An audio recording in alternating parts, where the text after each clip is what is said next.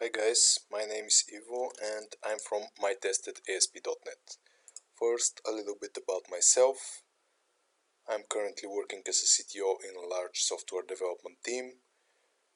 I have been teaching C# and JavaScript technologies for more like 6 years now, and in my free time I tend to write quite a lot of code. You can check my GitHub profile, it's Ivo Volkanov. I create a lot of open source frameworks for ASP.NET Core. For example, this one is a fluent testing library for the ASP.NET Core MVC. Okay, recently I decided to start video series about my developing experience with these projects, and I prefer to share a lot of advanced topics with you guys. Hopefully that you will learn something.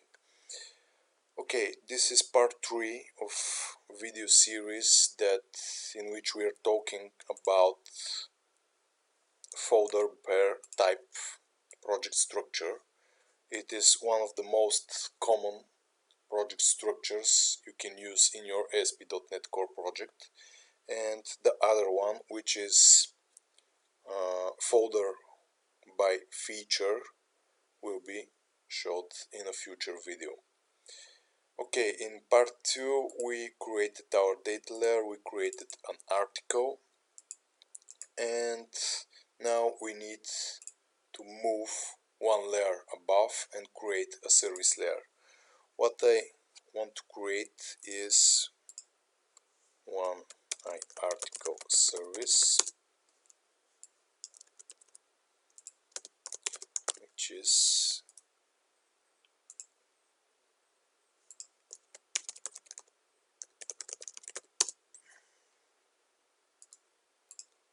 implemented in this class article service. Great.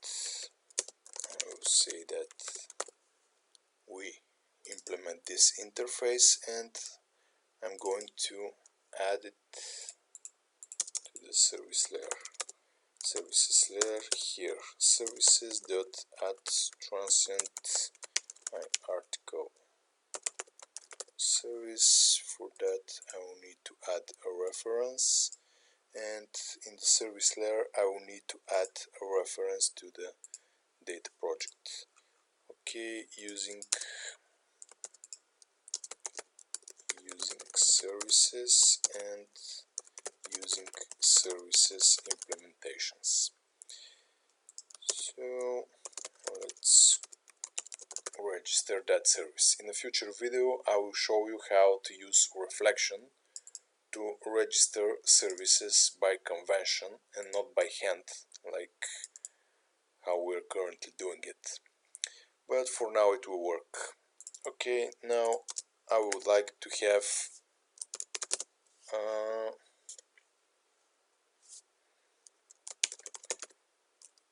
service that returns a task of IEnumerable from a model.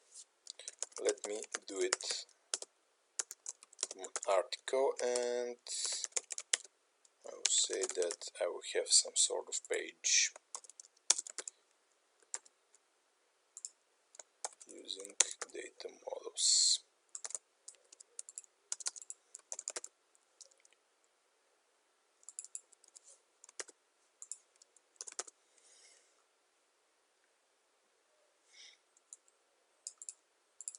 That should be an interface.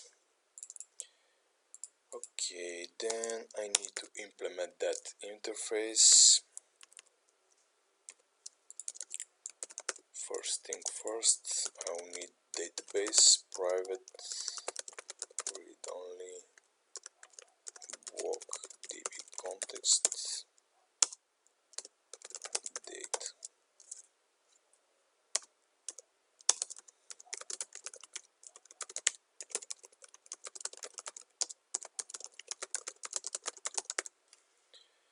Cool, let me fix the usings,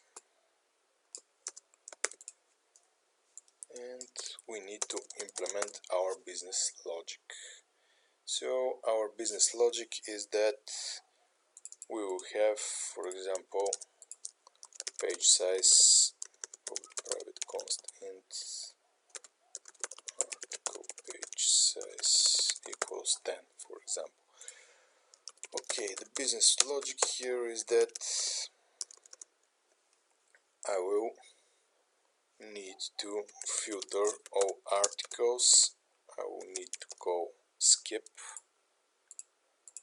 using system. I will need to call skip page -1 for article page size, and then I will need to call take system.link.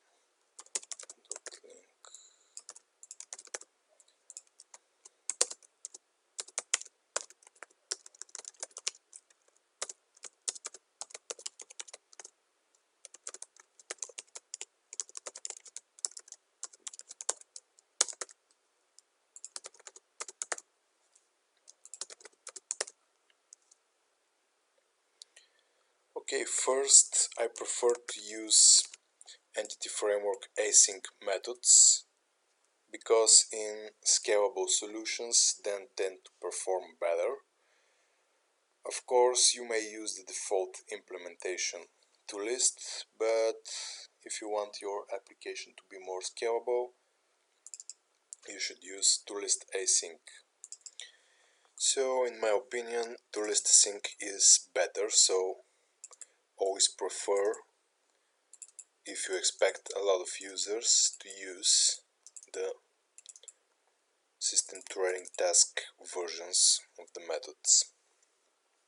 Essentially, the performance is something like this. If you have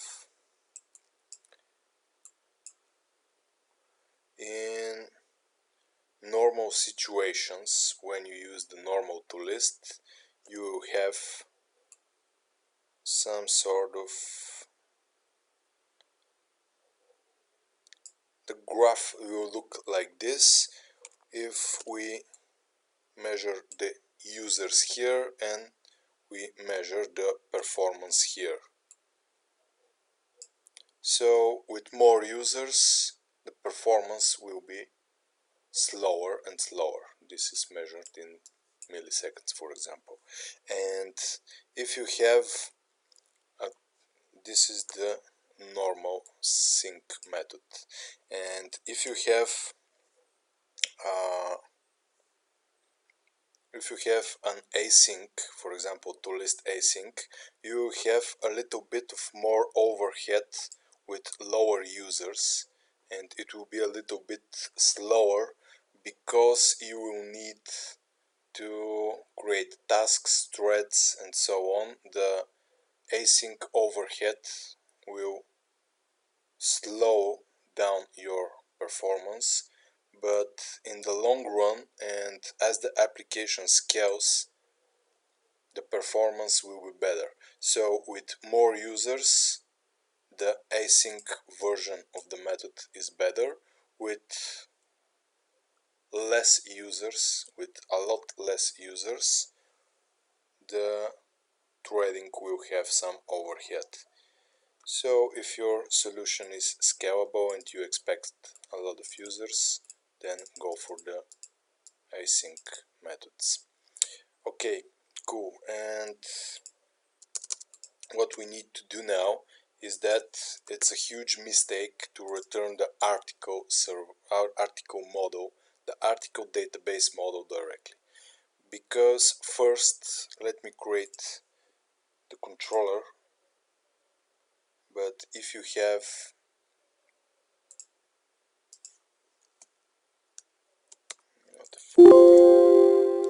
okay, but if you say something like this, if you have articles controller, and if you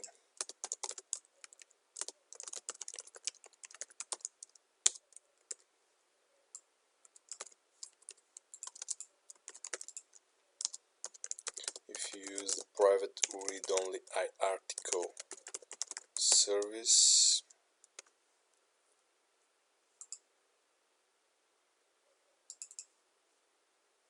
Maybe the controller needs a dependency to the service layer. Okay, I article service using services.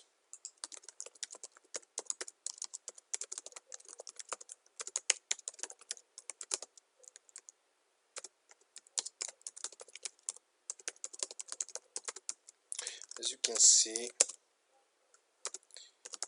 I'm not using the underscore prefix on my fields, and I'm always using this.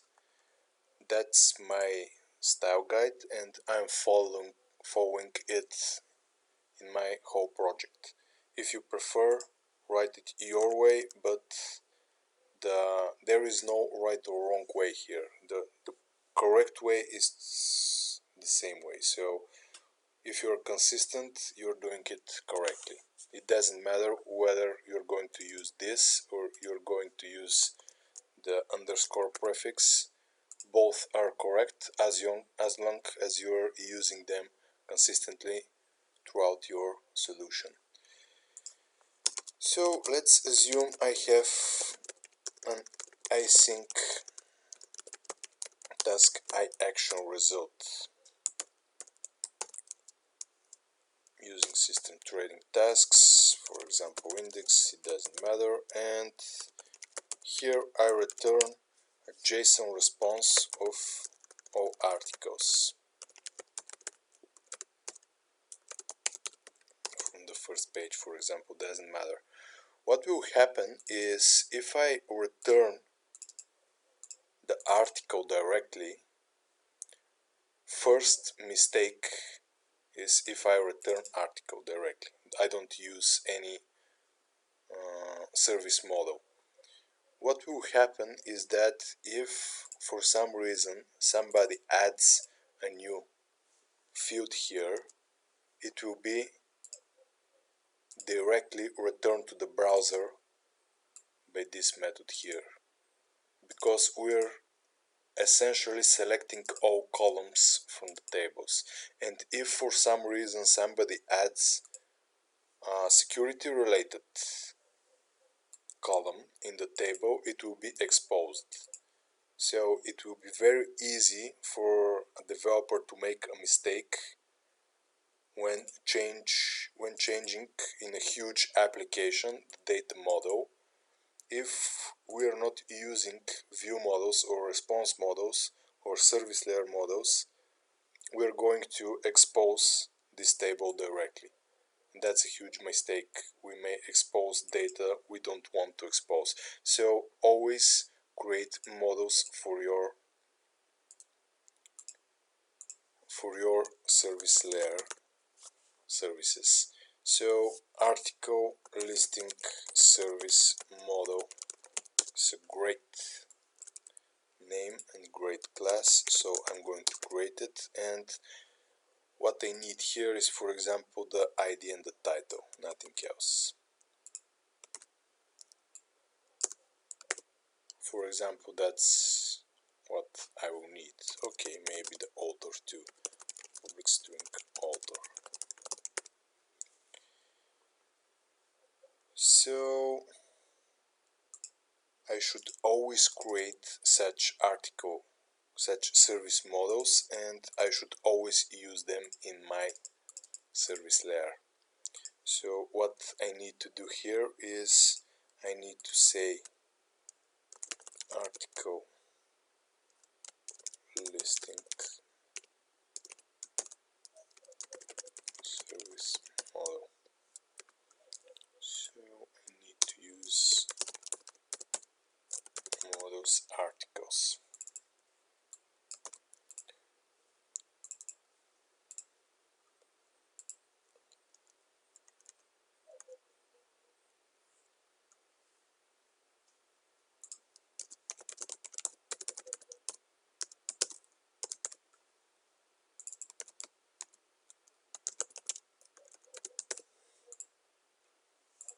And I should fix the link query. I will say that I will map article listing service model to article ID, title is article.title, and author is article author.username, for example. Okay, in the next part, or maybe in the last part of this video series, we're going to add automapper here, but for now let's use it in this simple way. Another mistake people tend to do in their service layer is to return iQuerables here, and what they tend to do is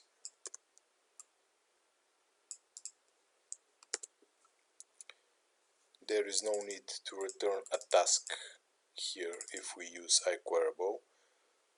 So the method should look like this if you're using iQuerable directly. The problem with this approach is that your service layer is tightly coupled to the queryable interface, which is kind of not easy to mock, and it's a bit coupled to the entity framework and the expression tree implementations. So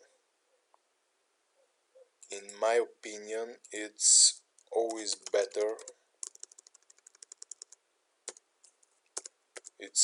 better to return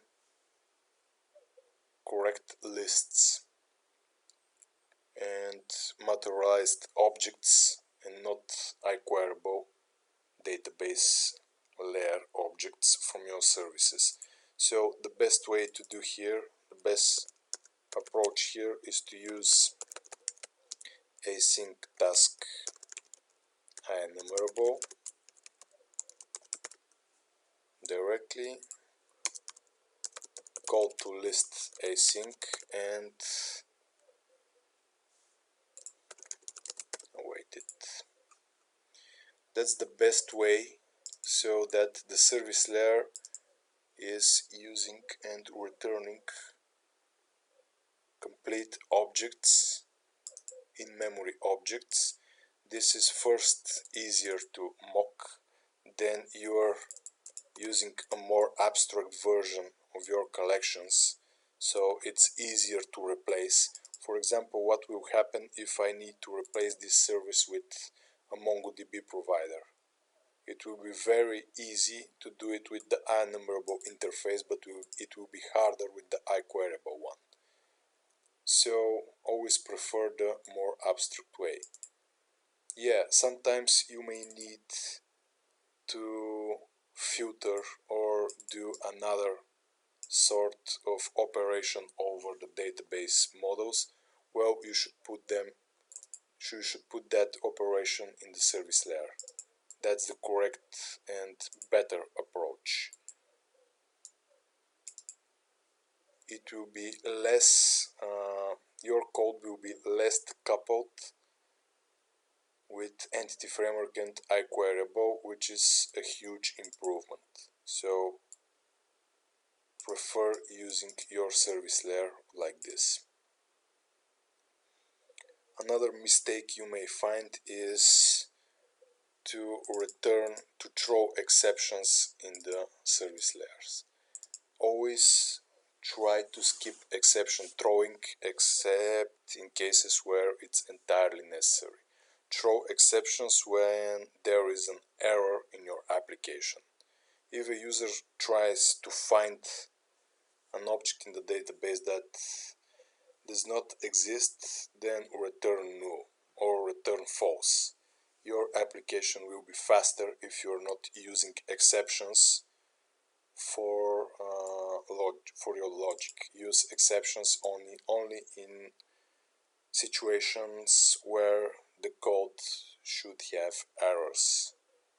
If, for example, I'm searching for one article and I don't find it, I should not throw exception. I should return no or return false. That's a better approach. Both of them works, but you're forcing your controllers to have try-catch logic, which is kind of expensive in the .NET world. so avoid using exceptions except entirely necessary. Okay, great. Another service layer logic, for example, may be one task unnumberable, or let's create the add method. Task of bow or task of int. Create. To create an article, I will need title, description, and author ID. So my article will receive title, article service will receive title, description, and author ID.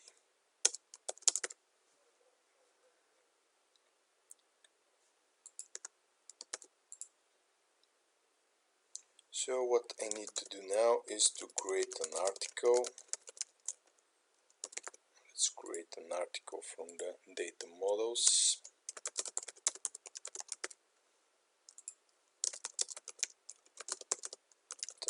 Title, description, author ID.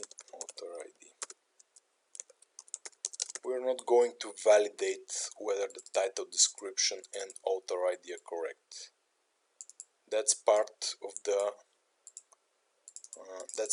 request in the controller. So since the model state is checked by the controller, we will assume that the title, description, and the author ID are correct. The logic here is save the article in the database and return the ID. It's not validate whether the article is correct. If for some reason an invalid title or description enters this method, the save changes will fail because our data layer has some validation, so we're safe, but we're not going to add logic for validation here. That's the controller's job, because his responsibility is to validate the request before passing it to the service layer. Okay, so I'm going to say this .data.add article and await this data save changes async return article.id. That will be the logic here. Create the article, save it, and return the ID to the caller. Great, so we created the article service. If our service layer starts becoming huge, we may separate the services to their own folders. For example, we may create users folder to put in there all the user related services. We may put all articles related services in the articles folder, and so on. Just like we're separating the view models here, the service models, the service models here in separate folders, we may put separate services in different folders.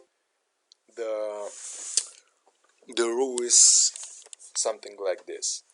If we have a lot of parameters in a method, extract the class. If we have a lot of methods in a class, extract multiple classes. So if I have article service which has 20 methods, I may decide to separate the article service into 3 or 4 different classes, each with 3 or 4 methods. In this way all my classes will be cleaner. It will look better and it will be more readable, all of them. Additionally, if a folder starts containing a lot of classes, move some of these classes to folders. If a project starts containing a lot of folders, extract a separate project, and so on. So the whole idea is, if I have a lot of this, extract it to that.